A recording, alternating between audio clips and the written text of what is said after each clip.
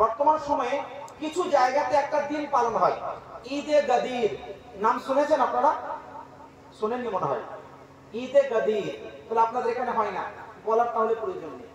বিভিন্ন জায়গায় হয়, 18ই জিলহিজ্জায় হয়। কবে হয়? 18ই জিলহিজ্জায় ঈদে গাদির মানানো হয়। ঈদে গাদির অ্যাকচুয়ালি কেন মানানো হয়? এটা এক সম্প্রদায়ের মানুষ মানায় ঈদে গাদির। এখানে আমাদের আকীদা ভরা আছে। আমি আপনাকে যদি প্রশ্ন করি, আমাদের প্রথম খলিফা কে? জানা আছে? জোরে বলুন। কে জানা নেই আপনাদের? প্রথম খলিফা কে? হযরত আবু বকর সিদ্দিক। তৃতীয় খলিফা হযরত ওমর ফারুক। তৃতীয় খলিফা হযরত উসমান গনি। চতুর্থ খলিফা হযরত মাওলায়ে আলী রাদিয়াল্লাহু আনহু আজমাইন। চারজনের প্রতি আমাদের ঈমান আকীদা আছে না নাই? চারজনকে পরস্পর আমরা বিশ্বাস করি না? ঈদে গাদির যারা মানায়, এর পেছনের রহস্য আমি বলবো। তার আগে ঈদে গাদির যারা মানায় তাদের ধারণা কি জানেন? এই যে আমরা নাম্বারটা দিলাম, 1 নম্বরে হযরত আবু বকর সিদ্দিক, 2 নম্বর হযরত ওমর ফারুক, 3 নম্বর হযরত উসমান গনি, 4 নম্বর হযরত আলী। পরস্পর দিলাম না পরস্পর? এটা আজ থেকে হয়েছে? এটা আজ থেকে আমরা বলছি না, যুগ যুগ ধরে হয়ে আসছে। যুগ যুগ ধরে হয়ে আসছে। যারা ঈদে গাদির মানায় 18ই জিলহিজ্জায়, এদের ধারণা প্রথম খলিফা বাদ, দ্বিতীয় খলিফা বাদ, তৃতীয় খলিফা বাদ, যাকে আমরা চতুর্থ খলিফা বলছি, ইনি হচ্ছেন প্রথম খলিফা, আর বাকি ইনারা ইনার খিলাফতটাকে কেড়ে নিয়েছে। বলুন নাউজুবিল্লাহ। এরকম আকীদা কেউ রাখেন? আমরা কেউ রাখি না। কিন্তু অজান্তেই এই সমস্ত আকীদা রাখা ব্যক্তিদের সমর্থন আমাদের মধ্যে কিছু মুসলমান করে। কখন করে জানেন? 10 মুহররমুল আরাম। মানে এই ঈমান আর এই রকম ভুল আকীদা যারা পোষণ করে, তাদের কাজগুলো আমাদের বাড়ির আপনাদের বাড়ির সুন্নি মুসলমানরা অজান্তে করে। আকীদাটা জানা দরকার আছে না নাই? ঈদে গাদির জানতে চাইবেন? ঈদে গাদির একটা ঈদ, ওরা ঈদ বলে। ঈদ কেন? অ্যাকচুয়ালি এখানে একটি ঘটনা আছে, একটি হাদিস। আগে হাদিসটা শোনাই। হাদিসটা বিভিন্ন কিতাবের মধ্যে রয়েছে, বিভিন্ন কিতাবের মধ্যে। মুসনাদ ইমাম আহমদ বিন হাম্বলের মধ্যেও আছে, একাধিক কিতাবের মধ্যে হাদিসটা উল্লেখিত আছে। এবং এছাড়াও এই যে কিতাবটা দেখছেন, মা সাবাতা মিনাস সুন্নাহ ফি আইয়ামিস সানা, এই যে কিতাবটা শেখ আব্দুল হক মুহাদ্দিস দেহলভী রাহমাতুল্লাহ আলাইহি, এনার একটি কিতাব আশআতুল্লাহ মাআদ, তার মধ্যে হাদিসটাও নিয়ে এনেছেন। এছাড়াও একাধিক গ্রন্থ আছে যেখানে হাদিসটা আছে। হাদিসটা কি জানেন? আল্লাহর নবী সাল্লাল্লাহু আলাইহি সাল্লাম একটি হজ আদায় করেছিলেন। সে হজটিকে বলে হাজ্জাতুল বিদা। কি বলা হয়? হাজ্জাতুল ওয়াদা। মানে ওইটাই রাসূল পাক সাল্লাল্লাহু আলাইহি ওয়াসাল্লামের শেষ হজ। তারপরে আল্লাহ রাসূল সাল্লাল্লাহু আলাইহি ওয়াসাল্লাম ওফাত লাভ করেছিলেন। আল্লাহ রাসূল সাল্লাল্লাহু আলাইহি ওয়াসাল্লাম এই হজ যখন আদায় করেন, লক্ষাধিক সাহাবায়ে কেরাম বর্বরার সঙ্গে ছিলেন। হজ আদায় করে একদম কমপ্লিট, এবার বাড়ি ফিরছেন মদিনায়। মদিনায় ফেরার পথে মক্কা থেকে বেরিয়ে মদিনায় ঢোকার আগে মাঝ রাস্তায় একটি জায়গা আছে, যে জায়গাটার নাম হচ্ছে খুম। কি নাম? খুম। আর ওখানে একটা তালাবের মতো ছিল, মানে পুকুরের মতো, যেটাকে আরবিতে গাদির বলা হয়। কি বলা হয়? গাদির। এর মানে হচ্ছে গাদিরে খুম, মানে খুম নামক পুকুরের পাড়। এটা হচ্ছে বাংলা কথা। তো গাদিরে খুম একটা জায়গার নাম হলো। ওখানে দাঁড়িয়েছিলেন আল্লাহ রাসূল সাল্লাল্লাহু আলাইহি ওয়াসাল্লাম। দাঁড়িয়ে আল্লাহ রাসূল সাল্লাল্লাহু আলাইহি ওয়াসাল্লাম একটা হাদিস বলেছিলেন। মাওলানা আলী রাদিয়াল্লাহু তাআলা আনহুর সামনে, সমস্ত সাহাবীদের সামনে একটি কথা বলেছিলেন, মান কুনতু মাওলাহু ফালিয়ুম মাওলা আল্লাহুম্মা ওয়ালি মান ওয়ালা ওয়া আদি মান আদা। বলুন সুবহানাল্লাহ। এটা মুবারক রাসূলের বাণী। আল্লাহ রাসূল বলেন, মান কুনতু মাওলা, আমি যার মাওলা, ফাআলিয়ুন মাওলা, আলীও হচ্ছে তার মাওলা। এই হাদিসটা কবে বলেছিলেন? 18ই জিলহিজ্জা। কত তারিখ? আল্লাহ রাসূল হজ করে ফিরলেন 18ই জিলহিজ্জায় এই মুবারক বাণীটা বলেছিলেন। আজকের যুগের শিয়া ব্যক্তিরা, একটি গোষ্ঠী আছে, একটা পন্থী যাকে বলা হয় শিয়া। শিয়া এই পন্থীটা বাতিল, গুমরাহ, বদ আকীদা পোষণকারী। অনেক শিয়া আছে যারা কুফরি আকীদা পর্যন্ত রাখে। শিয়া পন্থীরা 18ই জিলহিজ্জায় আল্লাহ রসুলের মুবারক যে বাণীটা, ওই বাণীটাকে নেওয়ার পরে বলেন আল্লাহর নবী সব সাহাবীদের মাঝে মওলায়ে আলীর মর্যাদা বলেছেন, আর বলেছেন আমি যার মওলা আলী তার মওলা, সুতরাং আমার পরে আমার প্রথম খলিফা হবে আলী। তো তারা কি বলছে? কিয়ামত পর্যন্ত প্রথম খলিফা কে থাকবে? হযরতে মাওলায়ে আলী রাদিয়াল্লাহু তাআলা আনহু। আর তাদের দলিল কোনটা? এটা এই হাদিসটা, এই হাদিসটা। আর হাদিসটা যেহেতু 18 তারিখে বলেছিলেন জিলহিজ্জা, তো তারা ঈদ মানায় যে 18 তারিখে মাওলায়ে আলীর মর্যাদা দেওয়া হয়েছে। এটা আমাদেরকে আপনাদেরকে বলে, কিন্তু আসল তাদের উদ্দেশ্য কি জানেন? 18ই জিলহিজ্জায় একটি বড় শোকদায়ক ঘটনা ঘটেছিল। তৃতীয় খলিফা হযরতে উসমান গনি রাদিয়াল্লাহু তাআলা আনহুকে হত্যা করা হয়েছিল এই শিয়া ব্যক্তিদের তরফ থেকে। কত তারিখে? 18ই জিলহিজ্জা। এই শিয়া ব্যক্তিরা 18ই জিলহিজ্জায় হযরতে উসমান গনি রাদিয়াল্লাহু আনহুর ইন্তেকাল বা শহীদ দিবসটাকে তারা দুঃখের দিনটাকে আনন্দে রূপান্তরিত করে তারা গাদিরে খুমের ঈদ বলে দাবি করে, আর ঈদে গাদিরে খুম তারা মানায়। বুঝতে পেরেছেন? এখনো বুঝতে পারেন না? এখানে খলিফার কথা কোথায় আছে হাদিসে? আপনারা প্রশ্ন করবেন না হুজুর, এখানে খলিফার কোথায় শব্দ আছে? যারা হয়তো আরবি জানেন না তারাও বুঝতে পারছেন। এই হাদিসে তো খলিফার কথা নেই, মাওলা রয়েছে। মাওলা, খলিফার কথা তো নেই। মাওলা, মাওলা শব্দের অর্থ কি খলিফা? না, মাওলা শব্দের অর্থ খলিফা নয়। মাওলা শব্দের অর্থ অনেক আছে। আমি সাপোজ যদি মেনে নিই তাদের কথা অনুযায়ী মাওলা শব্দের অর্থ যদি খলিফা হয়, তো খলিফা হওয়াটা এটা উম্মতের জন্য ভালো না খারাপ? জোরে বলুন। ভালো কাজ। তো আল্লাহর নবী যদি হযরত আলীকে প্রথম খলিফা বলতে চাইতেন বা বলেছেন এমন যদি ওদের ধারণা হয়, তো মক্কায় গেলেন, খানা কাবার জিয়ারত করলেন, কাবা ঘরে, ওখানে তো বলতে পারতেন।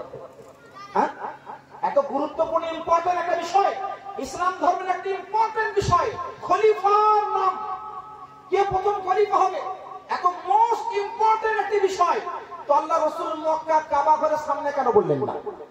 পয়েন্ট 2, আল্লাহ রাসূল সাল্লাল্লাহু আলাইহি ওয়াসাল্লাম আরাফার ময়দানে অবস্থান করেছিলেন, ওখানে কেন বললেন না? মিনাতে গিয়েছিলেন, ওখানে কেন বললেন না? মুজদালিফায় গেলেন, ওখানে কেন বললেন না? পয়েন্ট আছে না নাই? মক্কায় বললেন না, মদিনায় বললেন না, মাঝ রাস্তায় একটি ছোট্ট জায়গা, সেখানে কেন বললেন? যদি তাদের কথা অনুযায়ী এটার অর্থ খলিফা হয়, কেন বললেন?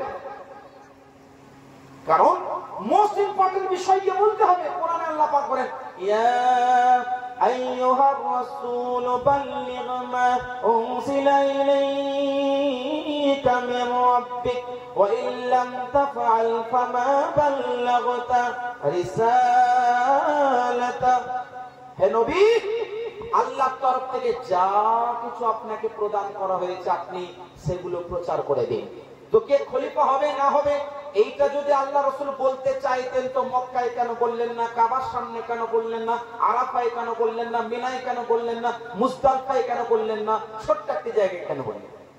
জানতে হবে না, হবে না? তার মানে এখানে এটার অর্থ খলিফা নয়। অনেকে বলতে, হুজুর কিভাবে বুঝলেন এখানে অর্থ খলিফা নয়? আমি কোরআন থেকে দলিল দেব, এই হাদিসের অর্থ খলিফা নয়। কোরআন হাদিসের বাইরে আমি একটাও শব্দ বলবো না।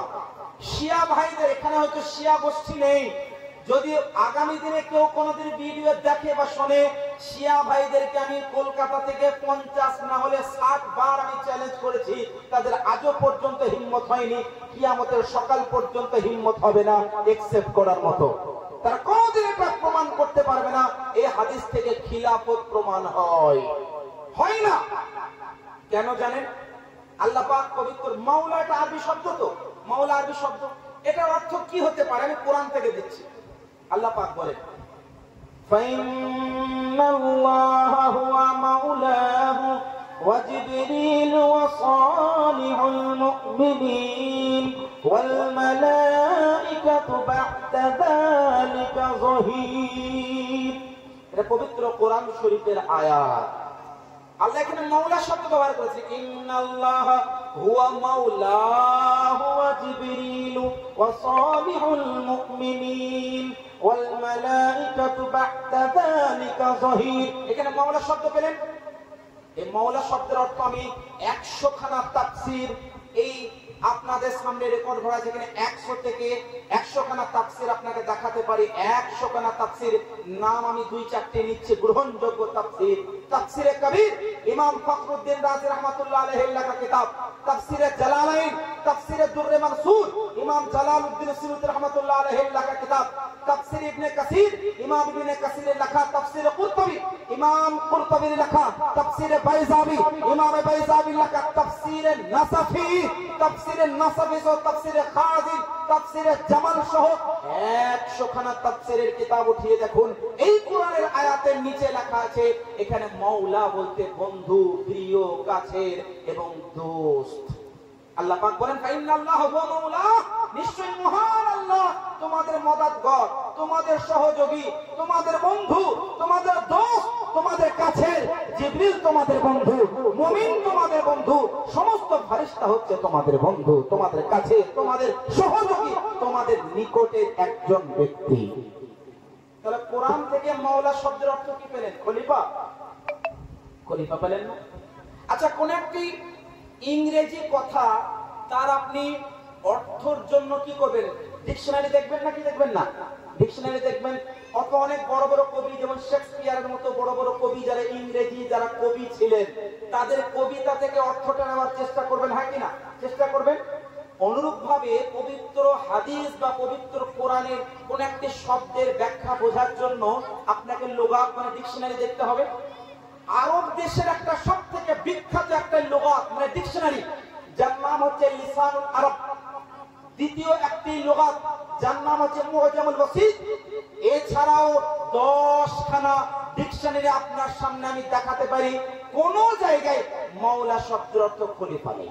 মাওলা শব্দের অর্থ কি? নিকটবর্তী। মাওলা শব্দের অর্থ কি? অভিভাবক।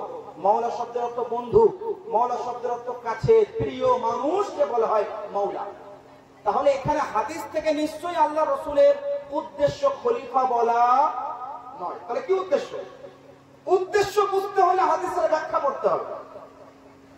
উদ্দেশ্য বুঝতে হলে মুহাদ্দিসগণের লেখনী পড়তে হবে। আজকের যুগের গুগলকে দেখে গুগল মুহাদ্দিসের মতো কোন ব্যক্তি যদি হাদিস দিয়ে ফতোয়াবাজি করে, ওই ব্যক্তি গুমরাহ পথভ্রষ্ট ছাড়া কিছু হবে না। এই হাদিসের ব্যাখ্যা উঠিয়ে দেখুন। ইমাম ইবনে হাজার আল আসকালানি রাহমাতুল্লাহি তাআলা আলাইহি, উনি ফাতহুল বারির একটি হাদিসের তত্ত্বাবধানে উনি ব্যাখ্যা করেছেন। উমদাতুল কারির মধ্যে আল্লামা বদরুদ্দিন আইনি হানাফি রাহমাতুল্লাহ আলাইহি উনি ব্যাখ্যা করেছেন। মিরকাতুল মাফাতির মধ্যে একজন বিখ্যাত মুজাদ্দিদ, বিখ্যাত একজন আলিমে দ্বীন, একজন বিখ্যাত মুহাদ্দিস ইমাম মুল্লা আলী কারি হানাফি রাহমাতুল্লাহ আলাইহি উনি ব্যাখ্যা করেছেন। ব্যাখ্যাটা কি জানেন? ব্যাখ্যাটা হচ্ছে এই হাদিসটা বলার পেছনে একটা প্রেক্ষাপট আছে, একটা ঘটনা আছে। আল্লাহ রাসূল সাল্লাল্লাহু আলাইহি ওয়াসাল্লামের দরবারে কিছু সাহাবী অভিযোগ দিলেন। অভিযোগ কি? ইয়ামান শহরের কিছু মানুষ হযরত আলী রাদিয়াল্লাহু তাআলা আনহু সম্পর্কে কুবাক্য লাভ করেছিল। কোথাকার মানুষ? ইয়ামান। ইয়ামানের কিছু মানুষ আল্লাহ রাসূল সাল্লাল্লাহু আলাইহি ওয়াসাল্লামের দরবারে মাওলায়ে কায়নাত সম্পর্কে অভিযোগ দিলেন। এই ইয়ামান শহরের কিছু মানুষ আছে যারা হযরত আলী রাদিয়াল্লাহু আনহু সম্পর্কে কুবাক্য লাভ করছে। তো আল্লাহ রাসূল সাল্লাল্লাহু আলাইহি ওয়াসাল্লাম অপেক্ষা করলেন না, যেমনি শুনলেন সঙ্গে সঙ্গে ওই গাদিরে খুম ওই জায়গাতে উঠে বলে দিলেন, মান কুনতু মাওলা আলী বিন মাওলা, আমি যার মাওলা আলী তার মাওলা, মানে আলীর সম্পর্কে কুবাক্য লাভ করো না, সেও তোমাদের কাছের প্রিয় একজন মানুষ। উদ্দেশ্যটা বুঝতে পারলেন? মানে কি উদ্দেশ্যে আল্লাহ রাসূল হাদিস পেশ করলেন। আর আজকের যুগে শিয়া সম্প্রদায়, আজকের যুগে কয়েকটি শিয়াদের মুখোশ এমন রয়েছে, যেমন ওলিউল্লাহ সাহেব, যাকে অনেক ব্যক্তি সুন্নি ভাবে, একজন এক বিখ্যাত পাকা কট্টর শিয়া ওলিউল্লাহ শাব্বির ওয়াসির মতো ব্যক্তিরা যারা কট্টর শিয়া, তারা এই সমস্ত হাদিসটাকে মজবুতির সাথে পেশ করে আর খলিফাটাকে প্রমাণ করার চেষ্টা করে। এটা আহলে সুন্নাত ওয়াল জামাতের আকীদা নয়। আমাদের মাথার তাজ হযরত আলী, মাথার তাজ হযরত ওসমান গনি, মাথার তাজ ওমর ফারুক, মাথার তাজ সিদ্দিক আকবর। কেউ কারোর থেকে ছোট বড় নয়। খিলাফতের দিক থেকে পরস্পর যে সিলসিলা চলে আসছে ওইটাকে আমরা মানি, ওটাকে মানতে হবে। আর কারণ মর্যাদা বলার জন্য মিথ্যা হাদিসের সাহারা নেওয়ার কোনো দরকার নেই।